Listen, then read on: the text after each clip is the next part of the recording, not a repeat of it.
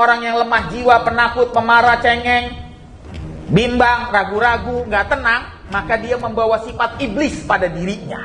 Ini minyak pelet. Yang ini masuknya jenis kategori pelet.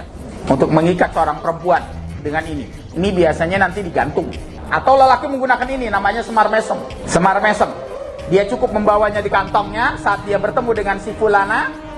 Lantas kemudian fulana tersebut langsung melihat dia, bayangannya, Amitabh Bachchan. Ini belakang telinganya, ini adalah titik tombol on off. Jadi kalau ada yang kesurupan, ada yang kena gangguan jin, Anda cukup tekan. Tapi emang harus tegas.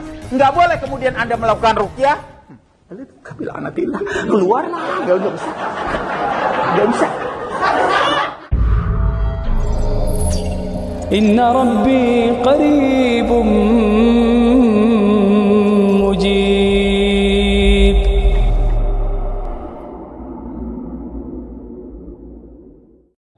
Masyarul muslimin rahimahullah.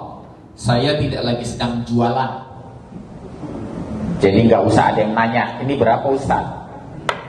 Nah, ini harta rampasan perang. Ini cuma hitungannya 1/20 dari barang yang ada di rumah saya yang saya rampas. Biasanya setiap setahun sekali saya melakukan pembakaran jimat-jimat kemusyrikan. Dan hari ini yang ada adalah sebagian dari bagian dari jimat-jimat kemusyrikan yang beredar di tengah kita dan banyak digunakan. Salah satu contoh misalnya ini. Ini sapu tangan untuk mengikat jiwa. Namanya diikat di sini, lantas orang tersebut akan selalu jatuh cinta kepada dirinya. Kayaknya ada yang udah reaksi ini. Jadi kalau misalnya ada suami yang nempel mulu sama istrinya, nempel, takut banget sama istrinya, jangan-jangan dia pakai ini. Ada macam-macam. Ini saya dapat setelah dibungkus oleh kain kafan. Dibungkus kain kafan oleh salah seorang pengusaha yang rumahnya banyak didatengin oleh penampakan-penampakan. Ketika saya buka kain kafannya, isinya cuma penggorengan 1/4. Tahu harganya berapa? 15 juta. Dia beli dengan mahar 15 juta. Padahal kalau dia 15 juta bisa dapat berapa banyak penggorengan. Dan ini bagian. Nanti kita akan bahas. Hari ini pembahasan kita tentang ruqyah. Membahas tentang ruqyah berarti membahas juga tentang sesuatu yang gaib. Alladzina yu'minuna bil gaib. Mempercayai hal-hal yang gaib adalah bagian dari iman seseorang. Yang tidak percaya dengan hal yang gaib, kafir. Berbicara tentang hal yang gaib bukan cuma berbicara tentang jin. Kalaupun hari ini kita berbicara tentang jin, berbicara tentang alam jin, ada manusia terbagi menjadi 3 kelompok. Kelompok yang pertama adalah yang beriman kepada Allah dan memandang jin berdasarkan pandangan Quran dan Sunnah. Itu yang kita pegang. Tidak lebih. Berdasarkan pandangan Quran dan Sunnah, bahwa jin adalah makhluk yang lemah. Inna setana kana da'if. Jin itu makhluk yang lemah, maka jangan anggap dia sebagai makhluk yang tinggi dan kuat. Saat antum menganggap bahwa jin adalah makhluk yang kuat dan tinggi, jadilah dia. Tapi saat kita menganggapnya adalah makhluk yang lemah, maka dia menjadi makhluk yang paling lemah di hadapan kita.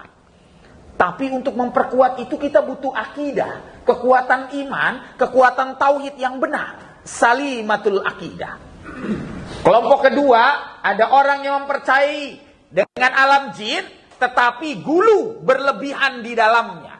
Mereka berlebihan, saking berlebihannya sampai menganggap bahwa ada kekuatan selain kekuatan Allah, bahkan melebihi dari kekuatan Allah. Hati-hati, maka jatuhnya tanpa sadar, dia masih sholat, tapi tanpa sadar melakukan kemusyrikan. Dia masih percaya bahwa kalau ada mayat dilompatin kucing, mayatnya hidup lagi. Kucing apa mayat yang hidup? Dia masih percaya kalau ada bunyi toke menentukan takdir seseorang. Toke cinta. Toke kagak cinta. Toke cinta. Toke kagak cinta. Gak bunyi lagi, stres dia. Masih ada yang percaya. Masih ada yang percaya bahwa kalau lewat tempat gelap, tempat serem, dia harus ngucapin, pang numpang-numpang anak Bagong mau lewat. Bagong babi. Kalau film animenya Pikachu. Masih banyak. Kenapa tidak gunakan kalimat yang digunakan Rasulullah? A'udzu bi kalimatillahi tammati min syarri ma khalaq. Cukup. Tidak ada kalimat lain yang kita gunakan kecuali kalimat itu. Melewati tempat serem, nggak usah permisi mbah, permisi karuhun, itu berlebihan. Masih ada yang percaya bahwa jin bisa membunuh manusia di luar penyakit gila. Hati-hati. Mempercaya bahwa jin bisa ngangkat garpu seperti film-film Indonesia, bisa nusuk, Masya Allah. Kalau jin bisa membunuh, bisa bawa golok, maka yang pertama kali dibunuh siapa? Para ustadz dan kiai. Saya melakukan ruqyah sudah 20 tahun. Dari nggak punya anak sampai anak banyak berentet. Nggak ada. Karena jin cuma udilannahum umaniyannahum wala amurannahum. Surat An-Nisa 119. Jin itu cuma angan-angan kosong, jauh dari Allah Subhanahu wa taala. Jadi jangan takut. Kalau seandainya ada serangan jin ntar lu mati. Tidak, emang jin itu tidak dijadikan wasilah, sarana untuk membuat kematian pada seseorang. Yang dibuat adalah jauh dari Allah. Pak, kalau kita kena sihir lantas meninggal, Pak, kematian kita husnul khotimah, pahalanya gede banget. Tapi jin kagak pengen itu, karena jin ingin dia menemani dirinya sebanyak-banyaknya di dalam neraka. Maka yang dia lakukan adalah kemudian membuat bayangan-bayangan kosong. Angan-angan kosong sudah tahu digantung, tapi masih ngarep. Perempuan. Saya masih berharap dia cinta sama gua, dia nikahin gua, lebay. Udah 10 tahun lu nih pacaran, tapi enggak juga nikah-nikah. Yang begitu ruqyah. Karena gangguan jin yang terbesar, surat Al-Baqarah 102 adalah menghalangi terjadinya pernikahan. Dibuat dirinya double personality, kepribadian ganda. Hari ini lihat cowoknya kayak Sarukan, besok udah kayak Serokan. Hari ini lihat perempuannya kayak Sri Devi, besok udah kayak Serigala. Antum kelihatan apa kayak Bung Karno, besoknya udah kayak bungkusan.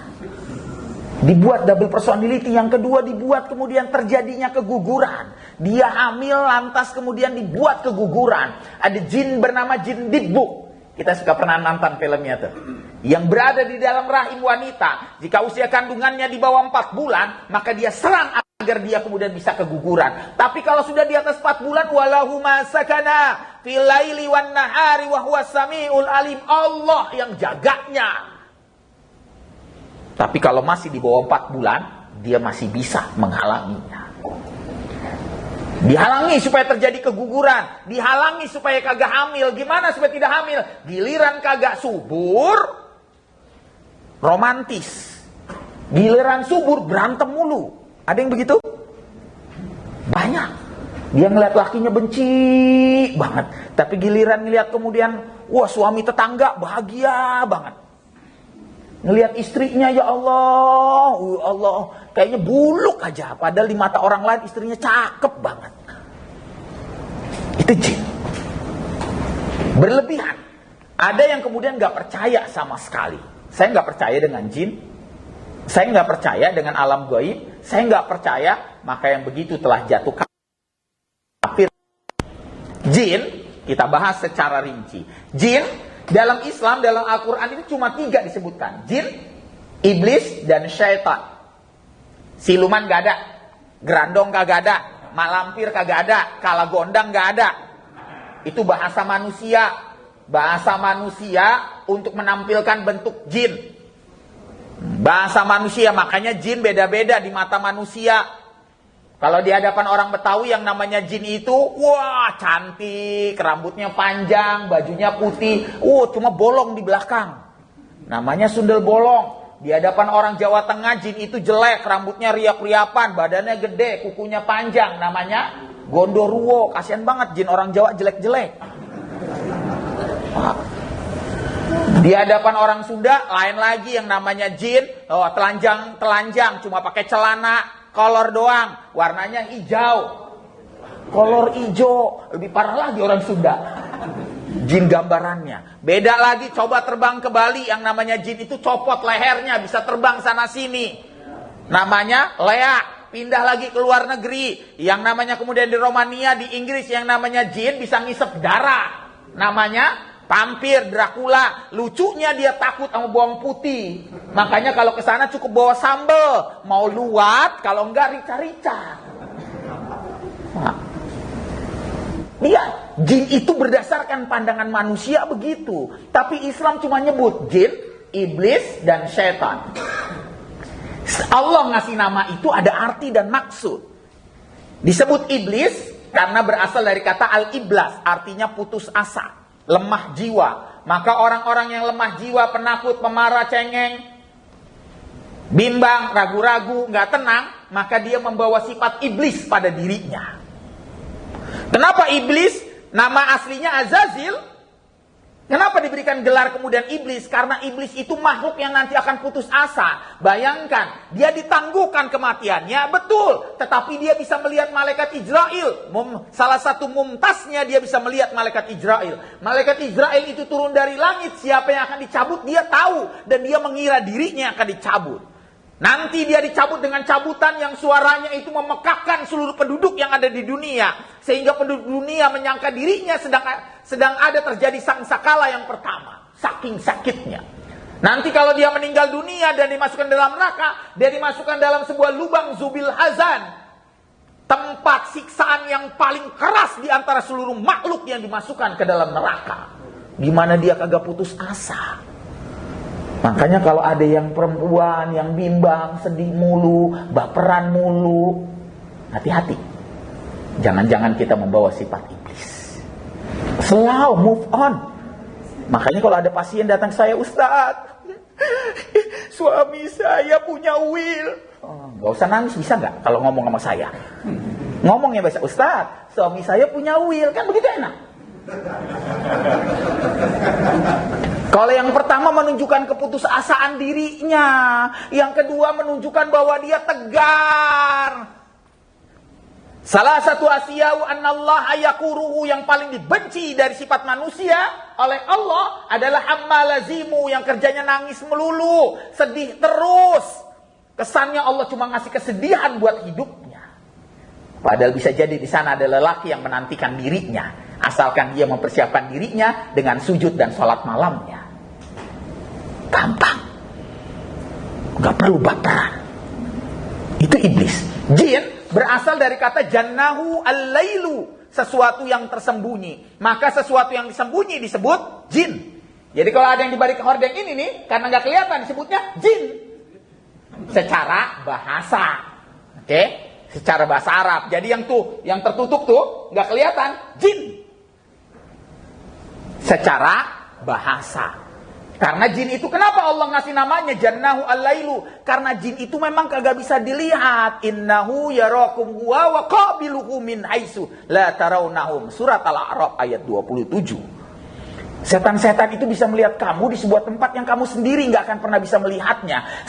Kalau begitu, kalau ada yang bisa melihat jin, kita lihat pandangan Imam Syafi'i. Kata Imam Syafi'i, orang yang bisa melihat jin itu 4. Yang pertama, Nabi dan Rasul.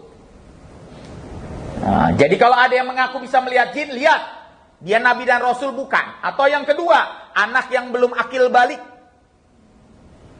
Jadi kalau ada anak yang tengah akil balik, yang belum akil balik, lantas kemudian nangis terus tengah malam, bisa jadi dia ngelihat jin. Karena kalau anak nangis tengah malam itu kemungkinannya 4. Pertama, demam. Yang kedua, lapar. Ya, yang kedua lapar. Jadi cek dulu, jangan langsung kayaknya ada jinnya, orang dia lagi panas tinggi. Kita sering begitu. Cek dulu lapar enggak, orang kagak disusuin, kagak dikasih makan. Yang ketiga, jangan-jangan dia terkilir karena dia aktif banget. Anaknya loncat-loncatan terus. Atau yang keempat, baru yang ada jinnya. Tapi anak yang bisa melihat jin itu alarm. Kalau Kalau dia nangis di rumah, itu alarm rumah itu banyak jinnya. Jangan-jangan emak bapaknya berantem terus. Jangan-jangan emak bapaknya nyetelnya musik mulu. Malam-malam gelap tiada terus. Nggak pernah nyetel salawatan, nggak pernah nyetel muratal, nggak pernah ngaji, nggak pernah sholat sunnah. Dia ngasih kabar. Ya. Jadi kalau begitu siapa yang harus diruqyah? Anaknya atau emak bapaknya? Emak bapaknya. Jadi kalau ada yang datang, saat anak saya nangis tengah malam, udah anaknya sikirin, emak bapaknya yang gue ruqyah. Jangan dibalik. Itu pemahaman. Yang ketiga, orang gila itu bisa melihat jin. Yang keempat, orang yang ada jin dalam tubuhnya. Jadi kalau begitu, kalau ada yang bisa melihat jin, tinggal lihat. Nabi dan Rasul bukan. Nabi dan Rasul bukan. Pas dilihat anak kecil udah bewokan. Orang gila kagak dia. Dia pakai baju tulisannya MNC. Bisa jadi yang keempat, dia ada jinnya. Maka kata Imam Syafi'i, seseorang yang bisa melihat jin sementara dia bukan Nabi dan Rasul, sementara dia bukan termasuk dari arba'atu majmu'at, 4 kelompok tersebut, maka sesungguhnya kalau dia mengaku bisa melihat jin, maka sesungguhnya dia telah batal syahadatnya dan tidak bisa diambil kesaksiannya. Serem? Itu kalau bisa ngelihatnya secara sengaja ya. Kalau Anda lagi bawa motor tiba-tiba melintas ya normal. Itu jin lagi pengen bermain dengan Anda. Nah, bisa jadi Anda lagi bengong, maka itu sebabnya. Perbanyak istighfar pada saat Anda kemudian melakukan perjalanan. Kalau ngelihat sengaja dan terus menerus, hati-hati. Itu kata Imam Syafi'i. Lihat apa kata Imam Ghazali. Apa kata Imam Ghazali? Barang siapa yang melihat jin sementara dia bukan Nabi dan Rasul, maka sesungguhnya dia telah kafir. Bahaya ya. Dia telah batal syahadatnya dari 10 pembatal syahadat. Jadi hati-hati. Yang melihat jin dengan sengaja. Coba apa yang dikatakan oleh kemudian Imam Malik dalam kitabnya Al-Muwatta. Dalam kitab hukum pidana Islam. Orang yang bisa melihat jin sementara dia bukan Nabi dan Rasul, harus sahiri durbatun saufi. Maka dia setara dengan tukang sihir yang bisa menyesatkan dan meresahkan masyarakat. Maka kalau begitu apa yang terjadi? Harus sahiri durbatun saufi. Maka dia bisa dihukum mati dari kemudian kesengajaannya itu. Jadi bisa melihat jin itu bukan keistimewaan. Bisa melihat jin itu bukan keistimewaan. Jin itu perlahan akan mengambil alih. Makanya orang yang kemudian biasanya ada jin dalam tubuhnya sering sakit kepala, punggungnya berat, napasnya sering sesak, mimpi buruk, ada yang jalan-jalan di tubuhnya, headnya sakit terus. Itu jin. Setan itu berasal dari kata syatta, artinya jauh. Kalau nempel namanya qarib, dekat. Tapi kalau jauh namanya setan. Jadi kan ini nggak bersentuhan, setan. Secara bahasa. Tapi nunjukin jangan ke situ. Nah, itu kalau jauh. Kenapa disebutnya syatta? Kenapa disebutnya setan? Karena jauh dari kebenaran. Makanya itu sebabnya karena jauh dari kebenaran, jangan pernah percaya dari omongan yang keluar mulut dari jin. Karena satu kebenaran dari mulutnya bercampur dengan 1000 kebohongan, kedustaan. Jadi jangan pernah percaya. Itu sebabnya nggak perlu dialog jin macem-macem. Lu tinggal di mana? Ngapain lu masuk? Kasihan tahu. Nggak usah. Nah, akhirnya bikin buku dialog dengan jin kafir, jin muslim, nggak usah. Cukup bagi kita, lu mau keluar dengan baik-baik atau tidak. Jika kamu tidak mau keluar, atas izin Allah saya bakar kamu di dalam tubuhnya. Tegas. Karena kalimat yang pertama digunakan Rasulullah untuk meruqyah adalah al-anuka bila'natillah. Al-anuka bila'natillah, al-anuka bila'natillah. Bukan kalimat lain, bukan kalimat kun fayakun, bukan. Al-anuka bila'natillah. Ini tegas Pak. Kalimat yang digunakan. Jadi kalau ada yang kena gangguan jin, kalimat yang Anda gunakan al-anuka bila'natillah. Apa artinya al-anuka bila'natillah? Aku laknat engkau dengan kalimat Allah. Karena jin tidak boleh masuk ke dalam tubuh manusia. Jin itu pertama berdiam di sini Pak, di tengkuk. Ibnu Qayyim al-Jauziyah dalam kitabnya Tibbun Nabawi. Maka kalau ada yang berat, selalu beratnya dipukul. Maka pukullah. Kita cukup memukulnya. Kita cukup memukulnya dengan kemudian ditengkuknya. Alanuka bila'natillah. Alanuka bila'natillah. Ya. Enak itu. Orang yang ada gangguan jinnya bawaannya ngantuk, lemes gitu. Makanya kalau ada yang ngantuk, pukul. Alanuka bila'natillah. Jangan-jangan dia ada jinnya.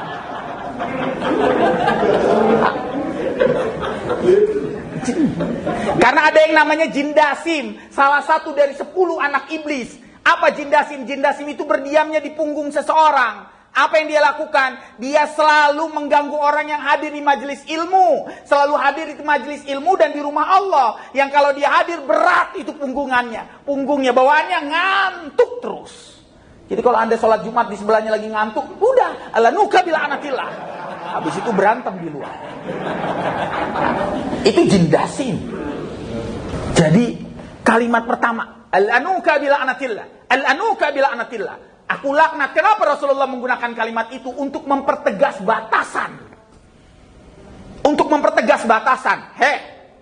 Kalau kamu berani masuk ke dalam tubuh seseorang, maka sesungguhnya Allah akan melaknat kamu. Maka kalimat berikutnya, ukhruj ya adu Allah. Keluar hai musuh Allah. Kalimatnya itu yang kedua.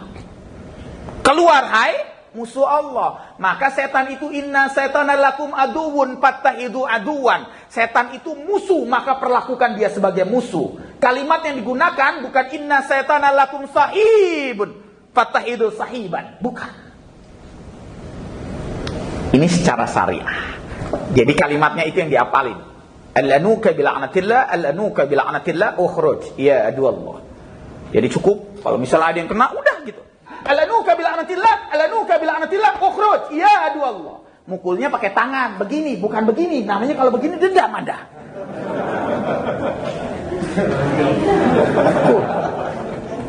Jadi cukup begitu. Rasulullah ada seorang anak. Ada seorang anak datang kepada Rasulullah SAW dalam usia tamyiz. Sudah memasuki usia membedakan antara baik dan buruk. Dalam keadaan sudah ada sab'ah. Sab'ah itu iris mata. Di bagian ada tanda hitam di iris matanya. Kalau dalam dunia medis namanya kinesiologi. Ilmu mendeteksi penyakit berdasarkan iris mata. Kalau Rasulullah bisa membedakan ini gangguan jin atau bukan. Kalau orang awam coba bisa membedakan. Ini kayaknya dia kalau nggak gangguan jin, maka dia gangguan psikologis. Rasulullah pukul punggungnya. Alanuka bila'natillah, ukhraj ya adu Allah. Itu keluar jinnya. Dan anak tersebut sehat. Itu kalimatnya, Pak. Maka kalimat itu menjadi penting untuk kita gunakan. Untuk memberikan batasan antara ruqyah syar'iyah dengan ruqyah sirkiyah. Ruqyah yang mengandung, yang sesuai dengan pemahaman Quran dan Sunnah. Dengan ruqyah yang keluar dari pemahaman Quran dan Sunnah. Itu secara bahasa. Lantas Ustaz, gangguan jin itu seperti apa? Gangguan jin itu pada dasarnya cuma dua. Yang pertama disebut dengan almas sayatin. Kita menyebut dua yang disebut dengan asir atau sihir. Almas sayatin, kesurupan itu disebabkan oleh tiga. Pertama, lemah jiwa, lalai ibadah, dan besar kemaksiatan. Orang yang lemah jiwa, penakut, cengeng, pemarah, khawatir, cemas, bimbang, ragu-ragu, itu makanan jin. Makanya kalau ada yang kesurupan, Pak, jangan dijadiin tontonan, karena pasti akan pindah. Karena jin itu jenisnya ada tiga, Pak. Yang pertama, fasin pun lahum aznatin yatiruna biha fil hawa. Jin itu cuma tiga jenisnya. Jin yang punya sayap, bisa terbang dan hinggap sana sini. Nah, itulah jenis jin kesurupan. Karena dia punya sayap, nemplok, dia ngelihat, kayaknya ketakutan nih, pindah Pak. Makanya kalau misalnya ada yang kesurupan, kita selalu aja, kesurupan, gue bakal agak takut, begitu. Gue takut, lebay. Jadi, jin itu karena lemah jiwa. Yang kedua karena lalai ibadah. Apa lalai ibadah? Males sholatnya. Saat ada banyak orang yang sholat, lantas nggak bisa dimasuki jin, nggak usah orang kata jin itu udah jadi setan. Minal jinnati, jin dari golongan jin setan dan jin dari golongan manusia. Orang ngapain gue masukin dia? Goma yang kemudian tadinya rajin sholat tiba-tiba jadi males. Itu yang diserang. Yang berikutnya, orang yang kemudian besar kemaksiatan. Apa besar kemaksiatan? Sakau, putau, terbutulet, koken, koden, stinky, dragonfly, topi riming. Orang yang biasa makan makanan dan minuman yang haram, itulah kemudian empanan dia. Jadi hati-hati. Nah, yang biasa makan makanan yang haram, itu jin paling demen. Maka dia biasanya mas. Kesurupan berikan pemahaman. Jangan lemah, jangan mantap. Lanjutin. Dipisahkan, diceraikan oleh suaminya, nikah lagi. Pisah sama istri, nikah lagi. Gampang kan ya? Kayaknya gampang Ustaz. Tapi sedihnya berkepanjangan, lebay. Buatlah laisa dumu adiyatan, buatlah air matamu menjadi pemberat timbangan kebaikan. Yang kau hanya menangis karena minta ampun atas semua dosa dan kesalahan. Jangan kamu menangis karena lelaki. Jangan kamu menangis karena perempuan. Jangan kamu menangis karena manusia. Karena sesungguhnya tangisanmu justru menambah beratnya dosamu di hadapan Allah Subhanahu wa Ta'ala.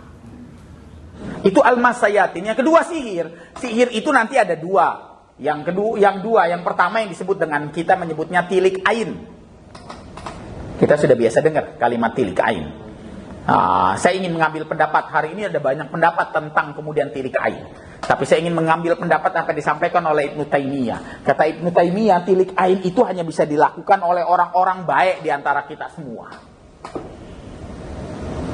Orang-orang yang cukup amalnya. Kenapa ya Syekh? Kata Ibnu Taimiyah, karena tilik ain itu menukar semua amal-amalnya untuk kecelakaan orang lain. Dia akan berkata, fa in kuntum ta'lam anna fa'alta zalika wajhaka. Dan yang namanya tilik ain enggak perlu jin. Karena dia cukup kemudian menukar, ya Allah ini amalan saya. Saya tukar untuk kecelakaan dia. Sakit yang berkepanjangan. Serem ya? Tapi orang yang nukar kebaikannya pindah kepada orang yang sakit. Kalau orang yang sakit itu bersabar. Kalau orang yang sakit itu terus bersabar, maka semua dosanya akan pindah kepada orang yang melakukan tilik ainnya. Dan orang yang melakukan tilik ain habis semua kebaikannya dan mulai lagi dari nol. Kayak pom bensin. Nah, itu tilik ain menurut pendapat Ibnu Taimiyah. Jadi hanya bisa dilakukan karena menukar dengan semua kebaikannya, Pak. Makanya Pak, hati-hati. Rajin-rajinlah minta maaf dengan saudara kita. Maka bersentuhan tangan setiap kali kita ketemu adalah bagian dari penggugur dosa. Cuma gara-gara pandemi susah. Ustaz begini, ya ngajak berantem. Ya marahlah. Menggugur dosa. Kita saling maafkan. Karena bisa jadi ada yang sengaja, tidak sengaja, sadar dan tidak sadar. Itu tilik ain. Yang kedua adalah sihir yang dikirimkan oleh orang lain. Santet, telu, tenung, semar mesem, jaran goyang, bulu perindu, dan lain sebagainya. Minyak-minyak ini adalah minyak-minyak pelet. Ini sebagian udah saya pakai sih. Habis nggak ada parfum di rumah, gue pakai aja. Karena saya mikirnya yang namanya ini parfum. Ini namanya parfum. Kita cukup kemudian membaca doa pembatal sihirnya. Rasulullah SAW pernah diundang oleh Yahudi, Lubad bin Aslam, seorang tokoh Yahudi, tukang sihir. Rasulullah pernah diundang makan, kasih ayam. Lantas Rasulullah SAW ingin memakannya. Tiba-tiba kemudian Jibril datang. Ayamnya ngomong langsung, ya Rasulullah, jangan dimakan. La takul ya Rasulullah, jangan dimakan. Karena saya sesungguhnya telah disihir oleh seorang tokoh Yahudi, Lubad bin Aslam. Enggak dimakan Rasulullah, ayamnya ngomong. Maka Rasulullah bacakan doa pembatal sihirnya. Allahumma abtil haza sihra bikuwatika ya jabaran samawati wal ard. Itu ayam ngomong kalau baca itu. Masya Allah, tapi ya kita jangan, kalau baca itu nggak mungkin ngomong juga sih. Kita makan di Padang tiba-tiba ayam ngomong, kita berabe kabur. Rasulullah baca itu. Cukup baca doa pun dibatal sihir. Atau yang dipandangkan dari Al-Quran. Mazi'atum bihi sihru innallaha sayubtilu. Innallaha sayubtilu. Ada yang udah gak enak? Ada yang udah pucat? Ada yang udah gak enak perempuan? Mudah-mudahan.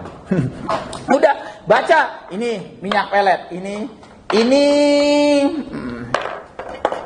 yang ini masuknya jenis kategori pelet. Ini biasa digunakan oleh laki-laki untuk mengikat seorang perempuan dengan ini. Ini biasanya nanti digantung.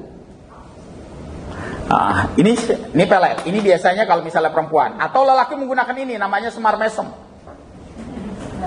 Semar mesem. Dia cukup membawanya di kantongnya saat dia bertemu dengan si fulana. Lantas kemudian fulana tersebut langsung melihat dia, bayangannya, wah Amitabh Bachchan, begitu dia. Langsung kelihatan mempesona. Ini dari tadi udah saya pakai, tapi saya kantongin, tapi nggak ada yang kelihatan mempesona ke saya. Ini semar mesem. Kalau perempuan namanya jaran goyang atau jaran goyang. Dia biasanya berbentuk, hari ini saya lupa bawa.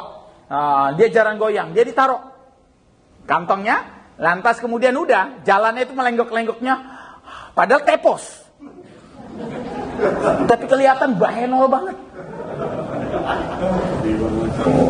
Itu kelihatan bahenol banget. Itu bahayanya. Ini Quran Istanbul. Ini Quran Istanbul, yang Quran kecil. Quran itu untuk apa? Dibaca, bukan buat tamimah. Maka nggak perlu ada Quran Istanbul. Kita nggak tahu apakah tulisannya benar atau tidak. Tidak ada keistimewaan dari Quran Istanbul. Dan itu bukan mushaf, dan itu bukan Quran. Karena Quran itu dibaca. Ya, jadi kalau ada yang kemudian dia punya Quran, udah punya Quran Istanbul kecil dan lain sebagainya, buat apa? Orang kagak bisa dibaca. Quran yang gede aja Anda kemudian fathah jadi kasroh, kasroh jadi doma, apalagi yang Quran Istanbul. Betul. Ini gelang. Ini gelang kafel.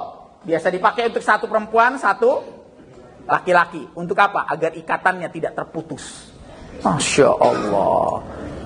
Agar ikatannya tidak terputus. Padahal kalau tidak ingin putus, Allahumma inna as'aluka hubbaka wa hubba ma yuhibbuka wa ammal ladhina yuballaguni hubbaka. Klik di Google, namanya doa cinta. Cukuplah baca doa itu setiap kali kita selesai sholat.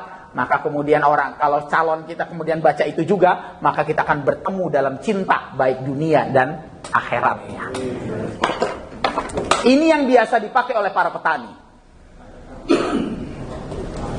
Kacang. Dia tanam di pojok timur, barat, dan lain sebagainya. Lantas kemudian setiap pojoknya lantas dia ajan. Berabe kan? Dia tanam tuh. Masya Allah. Berabe.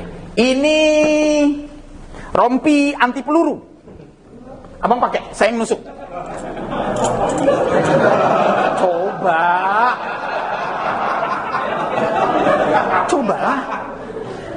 Katanya ini rompi anti peluru.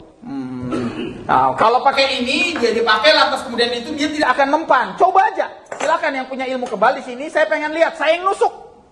Karena ilmu kebal itu datangnya dari jin. Tidak ada keistimewaan apapun dari ilmu kebal, kecuali yang bersifat latihan fisik seperti Rock Lee atau Guru Gai. Naruto.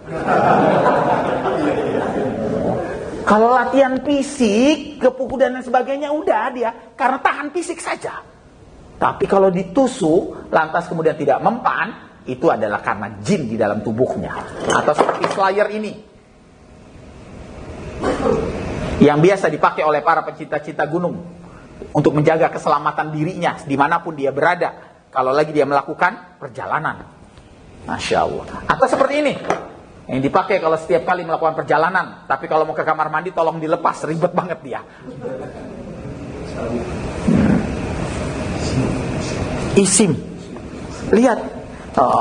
Ini saya dapat bungkus kain putih, dia dipendam di depan rumah untuk mencegah bala. Pas ketika saya gali, saya buka dan isinya ini, katanya dari Nyi Roro Kidul. Wow, katanya pusaka naga sastra. Ya Allah, saya lihat dan tahu harganya berapa? 50 juta. Ini saya sebenarnya kaya ini. Harimau dijadikan kalung supaya apa? Perkasa. Masya Allah. Katanya supaya perkasa. Jadi yang hari ini kemudian 2 menit udah langsung tepar, pakai ini katanya. Tapi ingat, sihir itu nggak akan kena kecuali menggunakan media sihirnya. Wasilatus sih. Apa wasilatus sihirnya? Rambut, kuku, darah head, kulit, baju yang telah pakai keringat, yang telah ada keringatnya. Jadi kalau sudah dicuci, nggak kena. Makanya kemudian rinso itu tulisannya, rinso anti sihir tulisannya. Bagi iklan. Bukan anti noda, anti sihir. Karena kalau yang sudah dibersihin, sudah nggak bisa. Tapi harus bawa keringat. Makanya kalau Anda main bola, jangan tukeran baju. Takutnya disihir. Harus ada saat kalau foto, nggak bisa. Ada media sihirnya. Rasulullah SAW bisa terkena, itu karena rambutnya diambil. Jadi maka itu sebabnya jangan suka tukaran-tukaran macam-macam yang ada bekas ludah air liur kita. Makanya wanita darah haid hati-hati, bungkus yang rapi, jangan main buang begitu saja.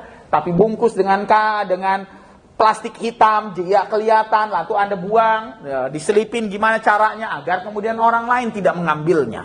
Karena ada banyak orang yang disihir cuma dengan menggunakan darah haidnya. Ada banyak kasus di tempat saya.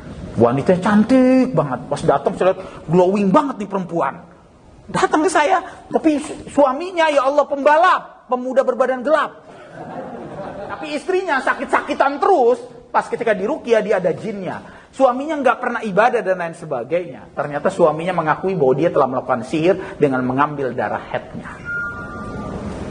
Jadi dia menikah itu karena kemudian sihir yang terjadi di antara keduanya. Lantas kemudian gimana Ustaz kalau sudah begini dan lain sebagainya? Apakah sah pernikahannya? Sah, orang diakad. Terus bagaimana Ustaz? Ya sekarang tinggal putuskan berdua. Kamu sudah punya anak 2. Sudah lupakan sihirnya dan mulai lagi dari awal saling mencintai karena Allah Subhanahu wa taala. Enggak perlu dipisahkan. Meskipun awalnya salah. Ya udah. Jadi itu sihir. Lantas bagaimana Ustadz penanganan bagi orang-orang yang kena gangguan jin? Pada dasarnya semua orang bisa menangani gangguan jin. Cuma persoalannya Anda punya keyakinan tidak untuk menanganinya. Jangan sampai Anda sholat malam, baca Quran, tiap hari ibadah kepada Allah, tiba-tiba ada yang kena gangguan jin, Anda datangi kemudian dukun, paranormal atau aulia setan yang lain, sehingga membuat Anda akhirnya jatuh pada kemusyrikan. Padahal menangani gangguan jin itu tidak sesulit yang dibayangkan. Siapa sampel? Ya Abang Malik pada depan. Saya hanya ingin memberikan contoh. Duduk, berdiri. Beda antara gangguan jin yang kesurupan dengan sihir. Kalau sihir, ini seperti ini kelihatannya biasa. Tapi ketika kemudian dia mendengar ayat-ayat Allah dan kemudian dia bercerita tentang kehidupan akhirat, tiba-tiba dia berasa badannya nggak enak, maka sesungguhnya itu sihir. Jadi kalau yang hari ini kemudian berasa Anda mual-mual dan tidak nyaman, palanya tiba-tiba berat, punggungnya Anda berat, maka Anda sesungguhnya bisa jadi ada gangguan jin dalam tubuh Anda yang berbentuk sihir, yang kemudian ditandai dengan Anda susah tidur, gelisah, mimpi buruk, punggungnya sering berat, kepalanya sering sakit, mual-mual dan lain sebagainya. Gangguan jin, sihir dengan kemudian kesurupan itu berbeda. Kalau sihir penanganannya lebih intens karena ada hal yang harus dilakukan setelah misalnya mencari benda sihirnya dan kemudian meluruskan pemahamannya. Tapi kalau misalnya kesurupan itu lagi tiba-tiba dia masuk ke dalam sebuah tempat, tiba-tiba kesurupan. Itu cuma masuk, hinggap. Maka yang pertama Anda lakukan, ya seperti yang disampaikan, maka Anda cukup kemudian memukul bagian tengkuknya dengan membaca kalimat yang sudah disunnahkan oleh Rasulullah. Al-anuka bila'natillah, al-anuka bila'natillah, al-anuka bila'natillah, ukhruj, ya dul. Cukup. Ya. Anda cukup begitu saja. Nggak perlu. Ustaz, emang harus keras bacanya? Iya. Kalau ada speaker 10.000 volt juga pakai aja. Paling budeg. Tapi emang harus tegas. Nggak boleh kemudian Anda melakukan ruqyah. Keluar lah. Nggak bisa. Nggak bisa. Anda harus tegas. Saya kalau ngeruqyah tetap harus tegas.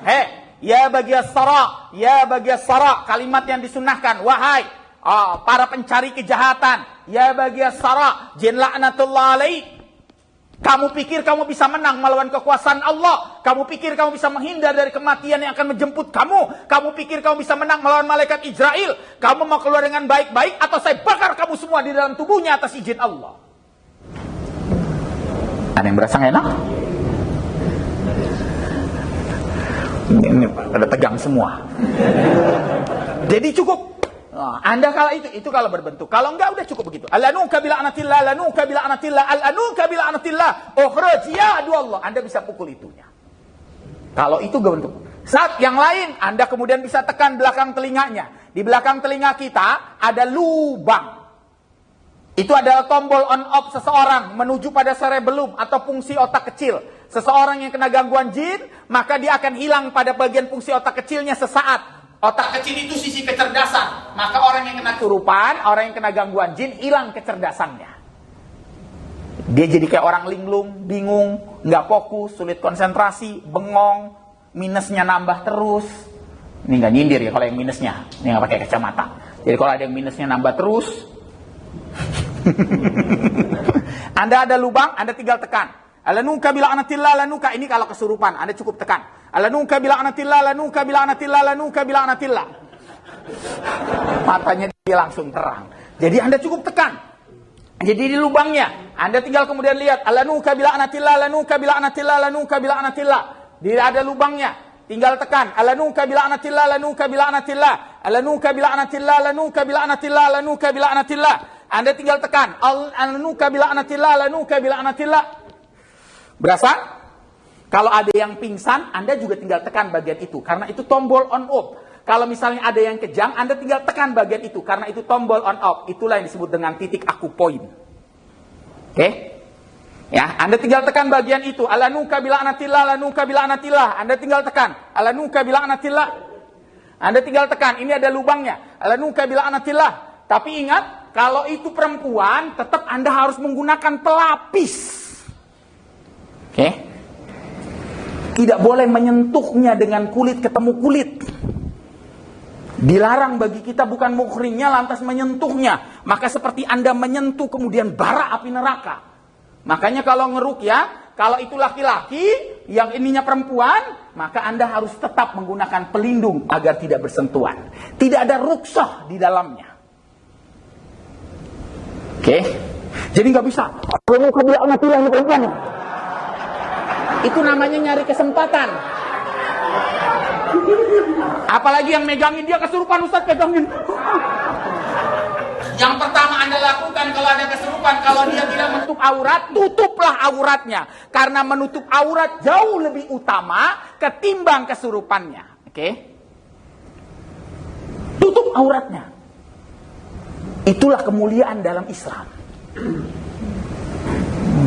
Jangan kemudian udah kemana-mana, kemudian itu. Kalau dia kemudian ternyata terbuka auratnya, nggak boleh ada yang nonton. Yang laki ngintip boleh nggak? Nggak boleh juga, apalagi nonton. Ya, Anda tekan belakang telinga. Kalau ini dipukul dia kemudian tidak mau keluar, Anda cukup tekan belakang telinga. Ini adalah titik tombol on off. Perempuan, ada yang mau dicek? Yang habis ditekan kepalanya langsung enteng. Anda langsung berasa lebih enteng. Yang ditekan itu kepalanya langsung berasa lebih enak.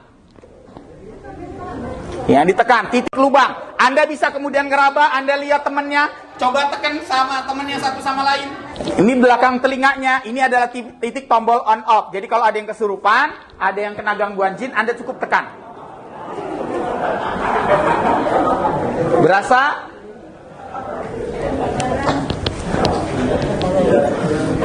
Anda tinggal ngomong alanuka bila anatillah, lanuka bila anatillah, lanuka bila anatillah, lanuka bila anatillah. Ya, Anda kemudian lihat pasangan temannya sebelahnya, Anda tekan belakang telinganya. Itu adalah titik tombol alanuka bila anatillah. Coba Anda cari pasangannya sebelahnya. Itu titik akupoin. Saat sudah kemudian ditanganin begitu dia tidak bisa, ingat melawan gangguan jin itu sewa, perang urat saraf. Jadi jangan berlemah lembut. Keluar deh, nggak bagus buat kamu, nggak. Pilihannya nggak ada kata mengalah dengan dia. Anda hanya cukup, Anda harus tegas. Keluar, atau saya bakar kamu atas izin Allah. Ingat, jin yang kemudian kita tidak tegas, sesungguhnya dia memainkan tipu daya. Anda tidak bisa melihat dia, kita tidak bisa melihat dia. Kalau dia kemudian ngaku sudah keluar, apa Anda yakin dia keluar? Maka nggak penting bagi kita untuk memperhatikan hal itu. Itu sebabnya orang yang telah keluar dari gangguan jin itu ditandai dengan penyakit detoksifikasi keluarnya. Muntah, diare, kentut, darah.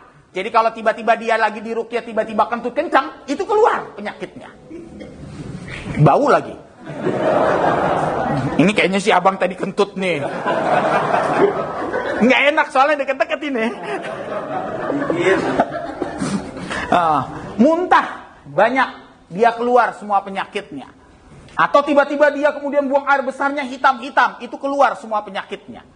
Alanuka bila'natillah, lanuka bila'natillah. Ustaz, apa harus baca bacaan yang panjang? Ya, silakan kalau Anda bisa baca yang panjang. Kalau tidak, yang pendek saja. Pendek tapi berbahasa Arab. Oke ya. Itu sebabnya para muroki disunahkan berbahasa Arab agar tidak gulu, tidak berlebihan. Doanya, doa yang dimaksurkan dan doa yang dibenarkan. Doa yang dibenarkan. Anda tinggal silakan baca. Ustaz, boleh nggak saya membaca? Subhanallah walhamdulillah wa la ilaha illallah wallahu akbar. Boleh. Asal kalimat tauhid. Yang tidak boleh kalau Anda kemudian membaca sesuatu yang keluar dari hal itu. Nggak boleh. Hype, nggak boleh. Yang kayak lagi viral itu. Jadi baca dengan sesuatu yang jelas dan benar. Anda baca kemudian doa. Ustaz, boleh nggak baca ayat kursi? Boleh, tapi panjang. Saya jarang membaca kemudian doa-doa yang panjang-panjang. Saya cukup baca yang singkat-singkat saja yang kemudian saya baca. Kalau saya baca yang panjang, ya saya bacanya yang panjang. Allahumma rabbus samawati sabi wa ma azallat, wa rabbul ardina wa ma aqallat, wa rabbus sayatina wa ma adallat. Kayaknya dia keenakan ini. Empuk ini. Pada dasarnya ruqyah itu dua. Yang pertama mandiri dan yang kedua diruqyah oleh orang lain. Sebaik-baiknya ruqyah kalau pengen saya katakan adalah ruqyah mandiri. Karena Anda akan selamat dari kehilangan kesempatan mendapat masuk surga tanpa hisab. Ya. Karena orang yang nggak pernah diruqyah dan nggak pernah minta diruqyah, sesungguhnya dia punya kesempatan untuk masuk surga tanpa hisab. Makanya kalau datang orang minta ruqyah ke saya pasti akan minta alasannya apa. Saat saya minta diruqyah, kenapa? Saya lupa terus. Ya Allah, cuma lupa doang lu minta diruqyah. Lihat apa kata Imam Ghazali, orang yang lupa itu karena dia menggunakan matanya untuk bermaksiat. Jangan-jangan lu kebanyakan ngeliat TikTok, joget-joget begitu terus. Lihat. Jadi saya tanya dulu, Ustadz, saya tidur terus. Kalau Anda tidur terus, usahakan yang pertama al-hizamah saja, bekam di ubun-ubun. Jadi orang yang kemudian ternyata tidur terus, matanya malam tidur sebentar. Dari tadi nih udah ada yang udah merem-merem begini nih.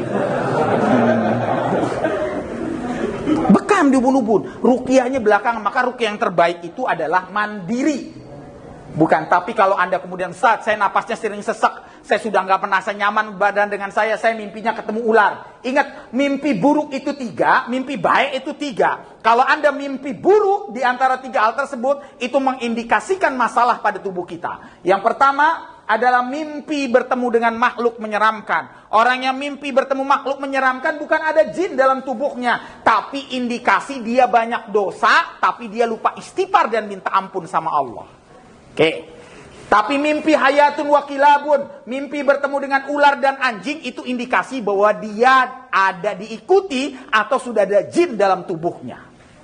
Jadi kalau yang suka mimpi ular, itu bukan karena dia akan bertemu jodohnya, bukan.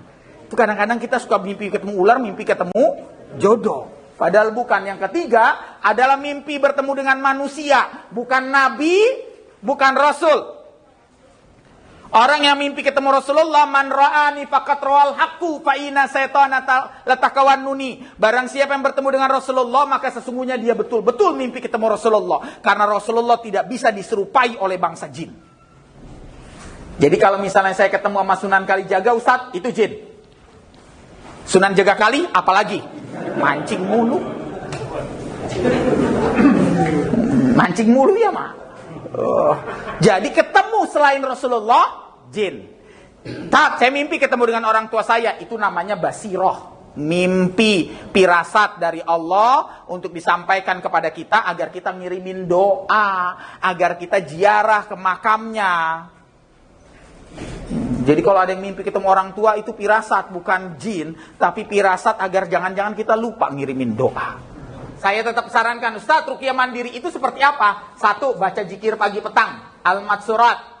Anda baca zikir pagi petang habis sholat subuh atau kemudian habis sholat asar. Baca, dawamkan itu. Zikir ruqyah mandiri itu dengan konsumsi daun bidara, dikunyah 7 lembar, dikunyah 3 menit lantas ditelan. Ruqyah mandiri itu dengan makan kurma ajwa 7 butir setiap hari.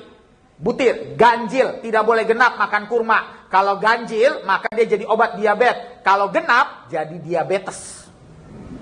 Oke ya, itu sunnah. Ruqyah mandiri itu kita bisa pakai mandi, pakai daun bidara. Kalau sekarang sudah ada sabun bidara. Ruqyah mandiri itu dengan mendawamkan, kemudian membaca Al-Quran. Puasa Senin Kemis. Jadi ruqyah mandiri itu bisa dilakukan dengan itu. Anda lakukan itu terus, Ustaz. Tapi kalau Anda sudah tidak kuat, motivasi Anda semakin lemah, ibadah Anda semakin jatuh, minta tolonglah kepada orang lain. Ya, minta tolonglah kepada orang lain. Meskipun Anda jadi kehilangan kesempatan untuk hal itu. Meskipun saya melakukan ruqyah, saya nggak pernah minta di ruqyah. Saya masih melakukan ruqyah mandiri untuk diri saya. Dan ruqyah mandiri terbaik adalah apa yang disampaikan Rasulullah. Membaca surat Al-Baqarah dari awal sampai akhir. Yang membaca surat Al-Baqarah dari awal sampai akhir, maka jin akan lari terbirit-birit hingga 3 hari 3 malam dan terkentut-kentut seperti kentutnya seekor keledai. Tahu kentutnya seekor keledai? Kalau kentutnya seekor keledai itu pes tapi bau banget. Karena kentut itu ada yang seperti onta atau keledai. Kalau yang onta kenceng, itu onta. Tapi kagak bau. Tapi kalau yang kayak keledai, pes tapi banyak. Pret, pret, pret. Onta begitu saking takutnya. Ini bahas kentut. Tapi emang kentut itu bentukan penyakit. Karena Ibnu Qayyim al-Jauziyah pernah ceramah, tiba-tiba ada yang kentut, tapi kentutnya kenceng. Wow, udah bahas.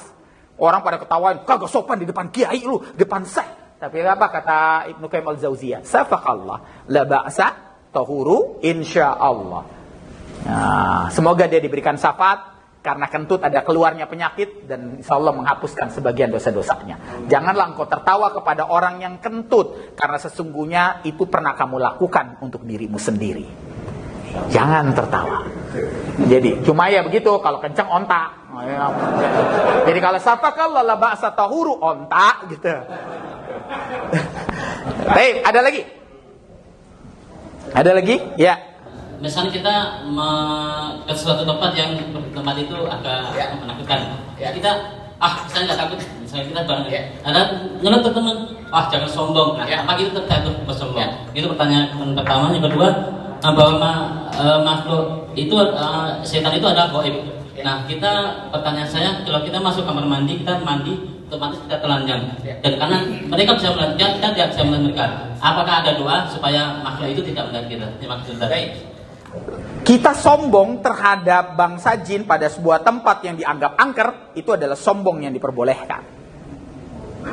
Ada sombong yang diperbolehkan, sama seperti ada gibah yang diperbolehkan dalam Islam. Sombong juga ada yang diperbolehkan dalam Islam. Sombong apa yang diperbolehkan dalam Islam? Sombong terhadap orang yang sombong. Itu diperbolehkan. Sombong terhadap orang yang sombong. Udah tahu dia salah, masih sombong. Maka kita harus sombong. Sombong terhadap orang yang sombong, sedekah hukumnya dalam Islam. Sombong terhadap jin, tempat ini nggak angker, serem. Saya sudah melakukan, lembaga dakwah saya melakukan yang namanya ekspedisi tauhid. Saya pernah datang ke terowongan Casablanca. Kalau kagak klakson, apa yang terjadi? Didatengin sama kuntilanak merah. Saya sengaja kagak klakson, kagak ada yang datang. Yang datang itu mana kemudian dencis. Ustadz, yang begini gue lebih takut. Takut gue. Udah menor, rambut begitu. Ustadz, ya Allah, udah takut. Kita boleh sombong untuk hal itu. Untuk apa? Untuk membuktikan tauhid kita di hadapan Allah Subhanahu wa taala, bahwa cuma Allah lah yang akan menjaga kita. Jadi itu sombong yang diperbolehkan. Di luar itu, saya mah nggak akan masuk neraka. Itu kesombongan yang salah. Itu kesombongan yang salah. Tapi sombong terhadap kemudian bangsa jin. Jin la'anatullah alaih. Demi Allah, atas izin Allah saya bakar kamu semua dalam tubuhnya. Dan atas izin Allah saya bisa membakar kamu. Sombong gak kita? Sombong. Tapi itu sombong yang dibenarkan. Saya ngeruki ngancem, nggak bisa saya. Pasti keras. Karena kita sedang melakukan perlawanan. Ustaz, dinasehatin aja biar masuk Islam. Siapa yang tahu bahwa dia kemudian masuk Islam? Apa dia kemudian tidak menipu daya? Itu yang kedua, bagaimana dengan kita masuk kamar mandi? Kita kan sudah diajarin doanya. Masuk ke kamar mandi. Maka kalau Anda sudah membaca doa itu, maka akan ada hijab. Dia nggak akan ngintip, nggak akan bisa apa-apa. Ibnu Taimiyah menyebut rumah yang ada bi'al sukan makanul jin, rumah yang ada jin itu sebenarnya ada ciri-cirinya. Salah satu cirinya adalah cicak. Maka rumah yang banyak cicaknya, itu rumah yang banyak jin. Makanya kita disunahkan untuk membunuh cicak dengan sekali pukulan. Kalau tidak bisa 2 pukulan. Kalau tidak bisa 3 pukulan. Kalau 3 pukulan tidak mati, maka kita tidak boleh lagi memukulnya. Semakin cepat, maka semakin besar pahala kebaikannya. Jadi kalau cicak, boleh bunuh. Lempar TV, lempar kulkas.